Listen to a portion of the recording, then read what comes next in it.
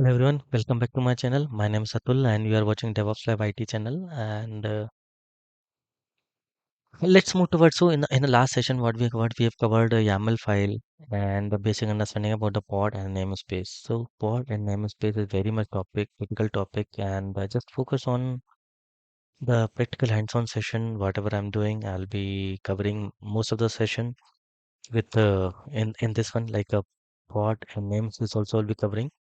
So after this lab, you will be able to understand, you will be having a good understanding on pod and its namespace, YAML file, their structure. So how it move forward. Okay. Okay. So this one, so pod structure or maybe YAML file structure that I already shared. So how it looks like and a simple pod definition we already covered. Okay, let's start creating how the YAML file look like. So as I said earlier, we can create extension with the YAML or anything. So what I'll be doing, I'll be creating a YAML file. In this YAML file, I'll be adding this content and I'll be compiling this code. So compiling this mode, compile this at the time of compilation, this code will be Kubernetes and it will be creating and generating a pod to us. And in this pod, again, a mini computer will be getting. In this mini computer, we can run. Here you can see in a default namespace. So whenever we are not writing any namespace, this resource will run either pod or maybe secret or anything or maybe cron job. It will be running in default namespace only. So default namespace.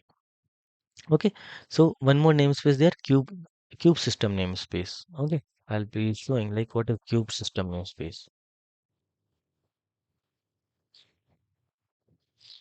Okay. So here, whenever we writing cubes, it will get ns or cubes will get namespace.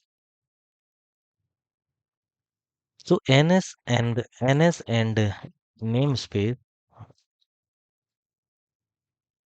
ns and namespace both are the same name, and we can write anyway. So Kubernetes given opportunity to write ns or namespace. So most of the time we are using a shortcut only ns. Okay. So let me create one YAML file. In this YAML file, first of all, what is the command to see whether existing pods are running or not? So kubectl get pods. So here with the help of kubectl. So kubectl is a utility by which we are interacting with the cluster. So with the help of this command, what we saying kubectl get pods. So kubectl get pod means kubectl will be going and checking. So here what the name says. Okay, no resource found in default namespace. So here in case if we are not writing it, creating the pod or resource in a default namespace. Okay, let's create one file. Okay, so this one. So what we can see here, like API version V1, so we'll be going through this one. So what is V1, how it is categorized, we'll be going through after 10-15 minutes. We'll be moving toward V1, their categories. Kind is spot, what kind of resource we are creating. It's a metadata. Metadata means data about the data. So name of this pod is first pod. Label. So we are defining the label. So there may be 1,000 pods are running, but we are giving a label that is a label pod, or maybe in case if in a cluster, suppose 10 applications are running in a cluster, suppose Amazon is running, Flipkart is running, or maybe Apple is running. So we are creating a pods on behalf of application. Okay, so that's easy. Like it's a maybe in a ocean. In a ocean, there are multiple pods are running. So it's very easy for us. In case if we label, so again we are giving name. So suppose a kid with the name John is available inside the playground. So we have labeled our friend named John, and the John is running into the playground. So what we are saying, hey John, come here. So what only John will come, other students will not come. So the same category we are giving a label Nginx, any name we can give. It's not like it's a image name Nginx we are using. No, we can use any name, and like this is a key value pair, key and a value. So here we can like database equal to RDS, Redis, database RDS. So any name we can give, it's a naming convention, whatever we like. So I've given app equal to nginx. So you mostly in the all the default template you will be getting app equal to nginx. And most of the time we guys are copying the templates from either from locations. Okay. So so this one we covered. What is specification? Specification about means data about containers. So whatever the containers we are defining, it's like a bottom part below the below specification. A containers, because why we are running this one, because we are running because of pod, we need a pod. Pod is one of the important element of a Kubernetes cluster. Okay, then containers, it again say containers. So image is the nginx. So here image equal to nginx means we can right now I'm using nginx image. We can use Ubuntu image, we can use RHEL image, we can use busybox, we can use uh, lamp server image, or any image we can use, or maybe redis image we can use, a MySQL image we can use. But again, in case if whatever the image we are using, we should make sure we should having a sufficient infra also. So this is a 4 GB cluster which I created in Amazon. So again, you can see kubectl get nodes. So all three nodes they are available in Amazon. So this is again a master node. It's a 4 and others are 2 or 4, whatever you wanted to give. But again, in case if you are pulling for MySQL server, maybe Redis cluster, Redis database, then again you can also think of like how much RAM or CPU is available and you should pull it. So for the basic, I'll suggest in case of those who having a larger RAM and CPU, they can use some more pods like Redis or MySQL or anything. But in case if you have a lesser RAM and CPU resources, use Nginx or maybe someone which is again a lightweight for us. Okay. So so we have created, now you understood like what, and the name of this name of this is the container, and name of this container is 501. Okay, you can give any name of the application. Suppose XYZ is the application, instead of 501 we can write XYZ. Okay, let's apply it. kubectl apply -f. So what we are doing, kubectl apply and -f means file name. So we are giving argument this file name. Okay. Okay, so when we created what it create, so you can see pod, pod and then pod name. It says created. In case if it created successfully, it will say created. In case if it's not created successfully, it will giving a necessary error. Now this command we ran, and where it is created, because what we are not use namespace, any namespace naming convention here. So where it will create, it will be creating in default namespace. So initially we have checked kubectl pods, but nothing is available. So let's check. You can see here first pod. What the name we have given, first pod. So this first pod will be available here and one by one ready. So one by one ready means one we requested and one is ready. There also you may see this kind of, so 3 by 8. So 3 by 8. So we need 8 pods, but out of that 3 are ready. So rest 5 are in place. They are about to update. They are about to come up, because whenever we creating, suppose 100 pods we wanted to create, and in a in some second, depend upon our infra, all 100 pods will come and start running.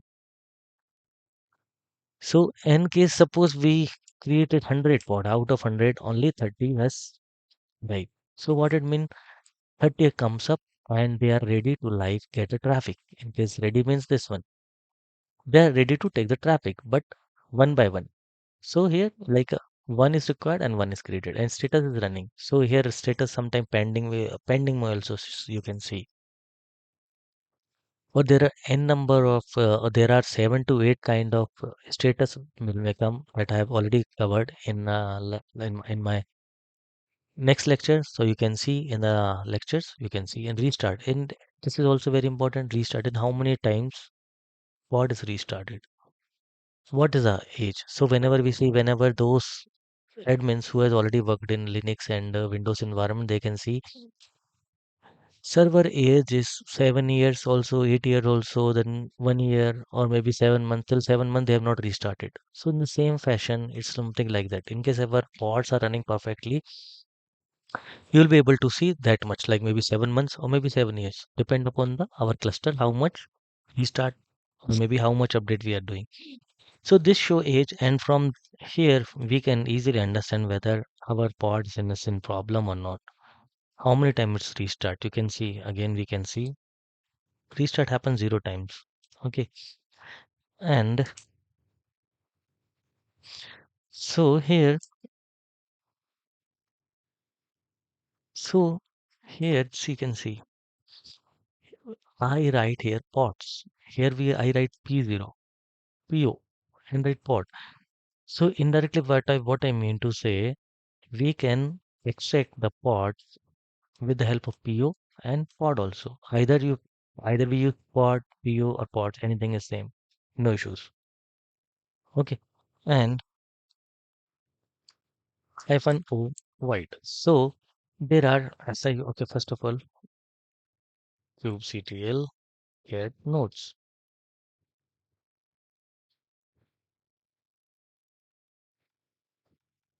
Okay, so master 01.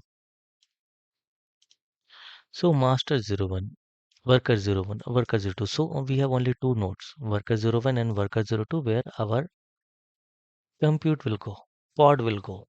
So in master is again a king person, so king won't allow anyone to sit in their own namespace. However, worker are created for the purpose some pod will come and sit. By default, master will not allow any pod to come and sit. There are options. We can taint the master, and there's a very lesser requirement. We are tainting the master and our pods to go to master, which is not preference. And I'm also not suggesting like pods should come to master one. But in case if we have some requirement, in case we are doing testing, we can taint the master and our pods should go. That I already covered in next session. How to taint the master, how pods will move toward our master node. But in the real scenario, we are not moving any pods toward master till the time we be having a sufficient approval and sufficient requirement. So worker 01, worker 02 are the physical nodes which will be available inside our environment. Okay. So now worker 01 and worker 02 are physically present. Now whenever we create a pods, so whenever we create a pod, so this pod will be taking some CPU and memory from somewhere, either from 01 or 02. So we have to find out from which server it is taking memory, 01 or 02. Okay. So for this reason, we having a command kubectl get pods hyphen o void. Okay. So you can see a detailed explanation comes in where we can see this is the first pod. This is the name of the pod. 1 by 2. Okay. So whatever, this is the IP. So as I said, this is the IP of pod. Okay, this is the IP of pod. So whenever a pod comes in, a IP comes in, and this one will be using CPU and a memory. CPU and a memory, a different IP. It may be having Ethernet card, maybe virtual Ethernet card. It's not like a Ethernet card, virtual Ethernet card. It's mount point. Maybe what all mount points are there? IPC, what all image. Okay, so this is the IP. So whenever something comes on the network, it having an IP. Either server comes or router comes, or maybe some uh, ESX comes. Whenever something comes in, it having IP. So this is again taking a participant inside the networking and communication happening from pod. Pod is again a mini server or microcomputer, you can assume, and we are using this one for running our application. And these pods are scalable. We can create thousands of pods in very few seconds.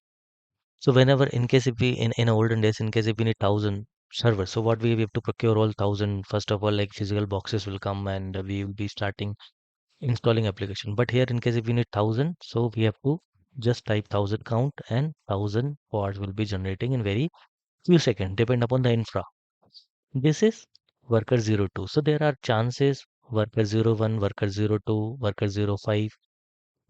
How many worker nodes are available?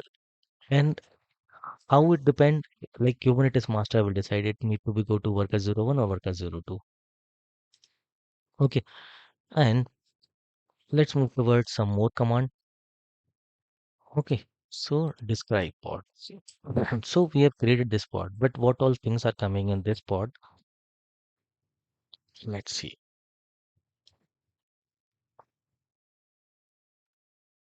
Okay, so this is, let's go through detail because I wanted to show you this one. This is very important. That's why I'm showing you. Name. In case, so it's not like in most of the companies, in most of the team, all the infra are almost created and we are doing some changes. Some small changes come in, we'll pick the project, we'll go to Scrum calls and we'll be doing some changes. So most of the time you will be getting code or environment just to fix and to do the development where already development has happened. So we have to append that. We have to append. So for that appending the things, we have to know what is currently going on. So we have first of all we type kubectl get nodes and kubectl get pods. We found this pod. So we have to find out what this image created. Okay, namespace is default. So this one is in default namespace. Service account. So service account. So whenever we creating a namespace, a service account is created. That's again we discuss which node it started, and this is IP. Okay, start time when it started. Labels app equal to nginx. So this is again label that's I said John as example I've taken in case if we have to call in from the, so you won't believe there are maybe 32,000 pods are running in one cluster and it's very difficult to call one pod. So we have to add something. So we are adding multiple labels. Okay. And status is running. Its IP is 96. Okay. And it's giving IP of node and container D. So which what like a container we are using? Container D. Which image we are using and its container name is web01. Image ID here it will give what is the image ID, some Docker image, Nginx. This Nginx will be available in Docker Hub. Okay, state is running, started, restart count is 0. Okay, again, token expiration second. Here, like these are the events. Tolerations are there. Toleration will be learning in some more sections, which is again a full video for taints and toleration. Okay, events. So what is events? Here you can see whenever we running, it says logs. The logs are started in such way whenever you sometime you'll be definitely find like this container is not working or it's not running but it is not working as per your expectation. So definitely you have to go to logs and we have to check the logs. So first way like you keep the logs and second way is to describe the pod and at least these logs will be generated at the time of creation of the pod. See started containers web01 created successfully pulled image nginx pulling image. Okay, so again, see successfully assigned what? So these logs you can see, this logs what is saying. In case some error is coming, it means you have to go through error deep dive and you have to find out what is the error. Whether we have only one node and we wanted to create and it may be having some policy applied, this part will not come to this one. Okay. And it says like image size. Okay. And logs. Okay. You can see hyphen have I have given. So it will continuously, in case of some application is running. So what will happen? So when I have an application running, requests are coming from multiple places, from multiple regions, from global regions, US, UK, America, Africa. So whenever we are using hyphen F, then it means continuous log it will be displaying. In case if I remove hyphen F, then let's see, are different. It gives some logs entry. Maybe 10, 15 lines it will be giving the starting worker process. So in case if you want continuously monitor some logs, then you can use this one, else you can use this one. Okay, so let's cover some more. And in case if we wanted to delete, so what will happen? So pod we created earlier, and in case if we wanted to delete this pod, so how we can be deleting? Cubes to delete hyphen f is a file, and this is the file. But I am not deleting because namespace. Okay, so namespace again a logical boundary, as I said earlier. So namespace is a logical boundary which we are creating, and whenever we wanted the resource inside the namespace, so we are creating inside the namespace only. Okay, so I wanted to create some namespace. Okay, so how to create a namespace? So it's a very easy way to create a namespace. So I'm creating two namespace here, staging and pre-prod. So you can see, so left there are two sections. Inside this is the slash. Inside the slash you'll be able to get namespace and staging. So namespace is staging and namespace is pre-prod. Now suppose the pod name you've given pod 01. So here pod will come and pod 01 will come here, and here see created, edited, configured. So this kind of state you will be able to see in your entire course duration. Now we can see, since we have created this namespace, staging and pre-pod, this should be reflecting. kubectl get pods get ns. You can see staging. So staging is available here and active, and pre-prod. So pre-prod is here. Okay. So in case if you are having a multiple namespace, you have to find out. You can find out in this way. Okay. And here also we can write pre-prod. Okay. And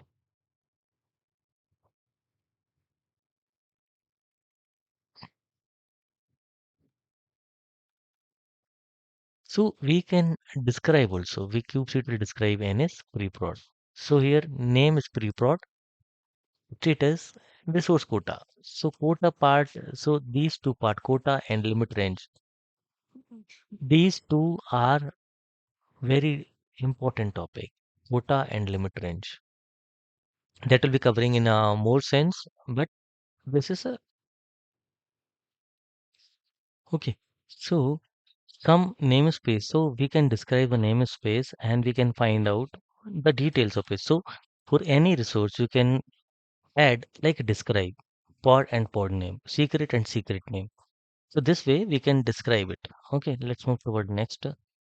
The namespace we created. Now let's create a pod in a pre-prod namespace.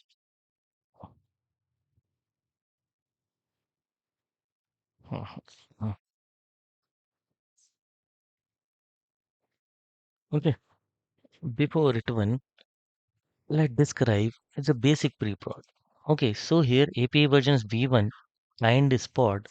Name of this pod is pre-prod pod and namespace is pre-prod. So this time we wanted a pod should go inside the logical boundary of pre-prod. Labels app equal to nginx, image is nginx. We wanted to pull the name of nginx. Name is either web 01 or web 02 also we can pick.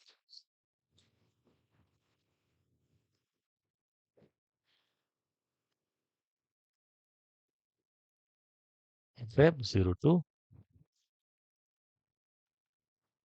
kubectl get pods. Okay, so first pod kubectl apply hyphen f and basic pre-prod YAML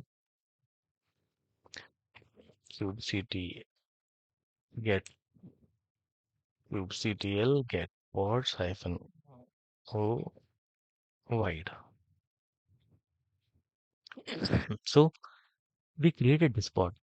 Sorry, but this pod is not available here because this is a default namespace.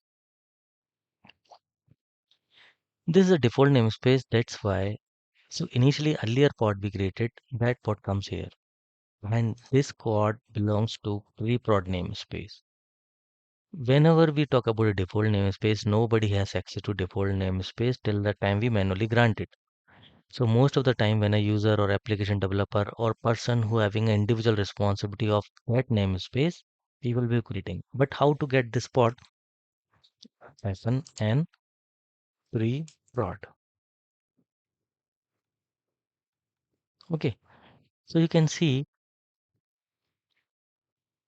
this pod is allocated to worker 01. So this is the IP of that pod, pre-prod prod, and node is this one. So earlier one was allocated to 02 and this one is allocated to 01. Okay, so by this way, till the time we won't hyphen n, we won't be able to get it because this pod is added to pre-prod namespace. Okay, and the description again we can see it. Everything we can be like the way how we have given. So again, in case we wanted to see in this way, we can see.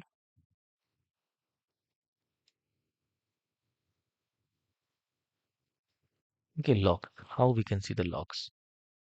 So this is the way kubectl logs. Once we see the log, so this log will be visible. As again we discussed, but just simply hyphen n equal to preford we have to give. Okay.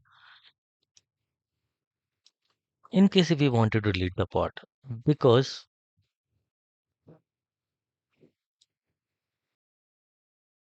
okay, for deleting the pod, what we have to do, kubectl delete, and the same file we have to give as an argument. So to delete the pod which is available in a namespace. So in case if we delete, so it will Kubernetes will run reverse command instead of create will be removing. So removing it will be checking in which namespace it is. In case if it is in some namespace is written in this YAML file, then it will go into dem space and it will delete. Or we have to give what we have to give this file and hyphen n dev. Any namespace. So whatever the namespace we wanted to define, we have to give in this fashion. So what will happen? It will come this left side plus right side. But since we already have written in our namespace, so delete. So pod is deleted now. kubectl get nodes. Sorry, this pods. This is available, but this is a pod running a default namespace. So hyphen n pre-prod. Pre-prod. So you can see here the message is coming. No resource found in pre-prod namespace. So we want pods in this one, but it is giving pre-prod namespace. So it is giving particular error. Let me delete this one. ctl delete pod first pod. We no need to give any namespace here. Reason being because this isn't a default namespace, and for default we don't need to give any name. So deleted. Now kubectl get pod and nothing. What will you see?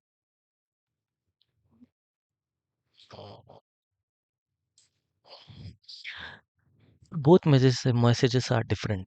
No resource found in default namespace, no resource found in pre-prod namespace. Okay, so hope is clear clear the topic at how they what is the like a virtual segmentation or what is the virtual boundary. Okay, some more practical session. So let's just wait for next topic. I'll be covering the remaining part of it and I'll be applying limits also. And the point next lesson will be too much important and I'm excited to share and what I'll be covering some more commands and what will be adding I'll be adding a limit on it. But my pod having a lower limit and upper limit. So there may be a section where a node is there and I want 100 pod to run 100 GB of server where we want 100 applications different application want to run. But one pod may do Seragonism when I want 50 GB because of having a code issues, memory leakage.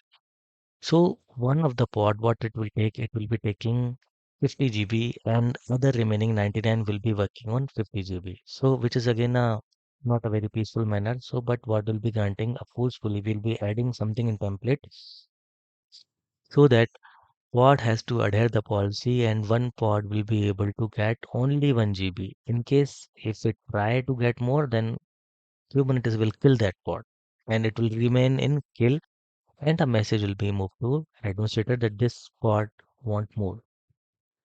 Okay, okay. So hope you enjoyed the session and have a lovely day. Bye bye. Take care.